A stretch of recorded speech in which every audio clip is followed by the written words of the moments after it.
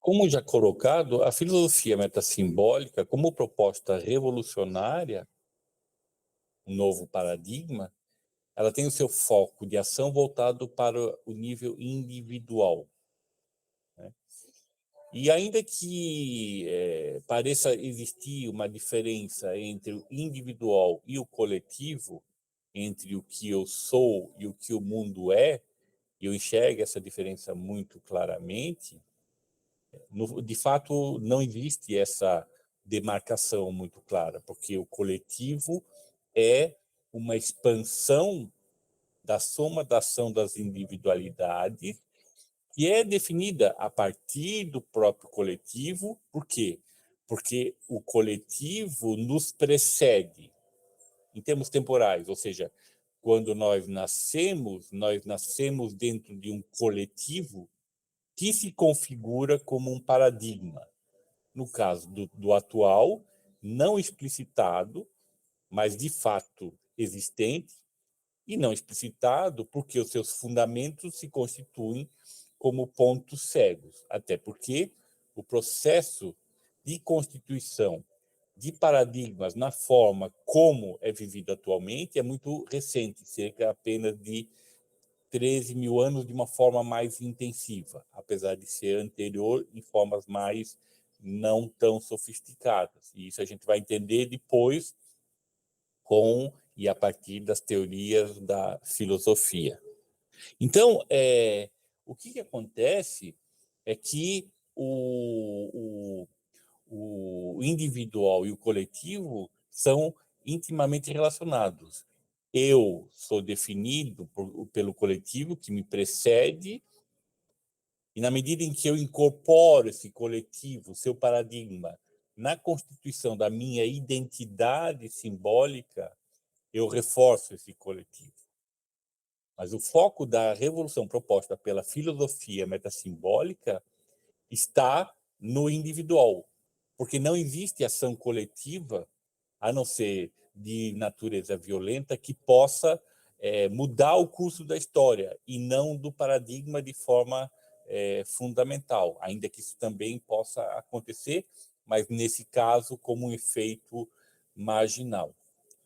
Portanto, na relação entre o individual e o coletivo, né, nós temos que entender que o coletivo também engendra, ainda que eles estejam profundamente interconectados, uma realidade em si. Então, você tem toda a estruturação do coletivo que se mostra como alheia a nós mesmos, a economia, a justiça, as leis, a política, tudo que se relaciona ao que é fora de nós como instituições do mundo.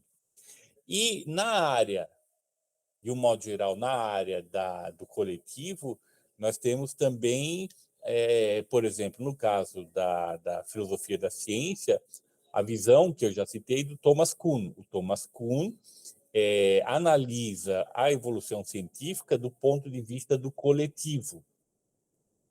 E aí surge a noção do paradigma, as crises paradigmáticas, as revoluções paradigmáticas, a forma como os cientistas atuam nesse coletivo, mas sempre a partir da perspectiva do coletivo. Mas do ponto de vista da filosofia metassimbólica, ainda que intimamente relacionadas às filosofias, e uma influenciou a outra, a filosofia metassimbólica se debruça principalmente sobre as teorias de Ludwig Fleck, um bacteriologista polonês que publicou um livro, A Origem e Desenvolvimento de um Fato Científico na década de 30, na primeira metade da década de 30. Fleck faz uma análise do desenvolvimento do conhecimento já numa perspectiva muito mais voltada para o indivíduo que participa de uma comunidade. E é nesse sentido que o Fleck se torna importante. Por quê?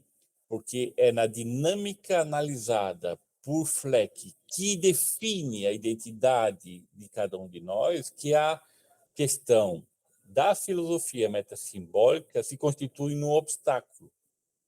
porque pelo seu ineditismo, por se caracterizar como uma revolução, a filosofia metasimbólica coloca em dúvida a identidade, e de uma forma tão avassaladora que, conforme as teorias colocadas por Fleck, ainda que não fosse esse o objetivo dele, de entender essa lógica, mas de acordo com as suas teorias, a filosofia metassimbólica causa uma aversão e, por isso, um afastamento daquele ou para aquele que se aproxima dela.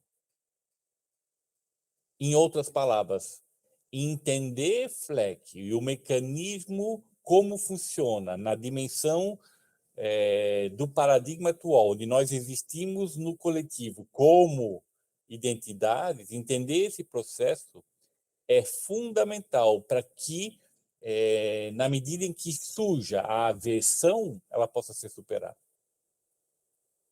Em outros termos, conhecer Fleck é quase que uma vacina para que você possa continuar existindo na caminhada rumo à revolução proposta pela filosofia metassimbólica.